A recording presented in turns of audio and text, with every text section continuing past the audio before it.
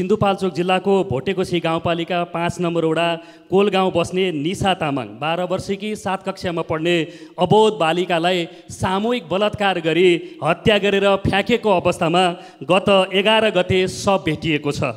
यो घटनाले हामी सबैलाई असाध्यै स्तब्ध तुल्याएको छ र पीडादायी स्थिति सृजना गराएको छ। छ्यादी खोलाबाट प्रहरीले सुझबुझपूर्ण तरिकाबाट शव फेला पार्यो र त्यसपछि गम्भीर अनुसन्धान गरी घटनामा संलग्न 5 जना अपराधीहरूलाई नियन्त्रणमा लिएर कारबाही प्रक्रिया जारी राखेको छ। यस बर्बरपूर्ण घटनाले हामी सबैलाई स्तब्ध र असाध्यै पीडा बनाएको छ। यद्यपि प्रहरीको सुझबुझपूर्ण तरिकाले अपराधीहरू फेला परेका छन्। म प्रहरी उपरीक्षक रामेश्वर कार्की सहित यसमा सुझबुझता देखाउने नेपाल प्रहरीलाई हार्दिक आभार व्यक्त गर्न चाहन्छु।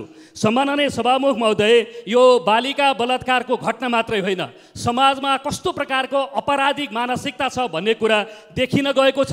यसलाई निकै गम्भीरतापूर्वक सिङ्गै राज्यले लिन जरुरी छ र समाजमा त्यस प्रकारको काउन्सिलिङ पनि जरुरी छ भनेर म एकपटक सम्मानित सदनमा ध्यान आकर्षण गराउन चाहन्छु। म सम्मानित सदनमा र सभामुख मार्फत नेपाल सरकारलाई दोषीलाई अधिकतम प्रकारको कारबाही गर्ने, पीडित परिवारलाई शीघ्र राहत र न्यायिक सहायता र मनोवैज्ञानिक परामर्शका लागि वातावरण निर्माण गर्ने र यस्ता घटनाहरूको आगामी दिनमा पुनरावृत्ति हुन नदिनका लागि प्रभावकारी के उपायहरू हुन सक्दछन्, सिङ्गै राज्यको र सम्मानित संसदको समेत गम्भीर ध्यान आकर्षण गराउन चाहन्छु।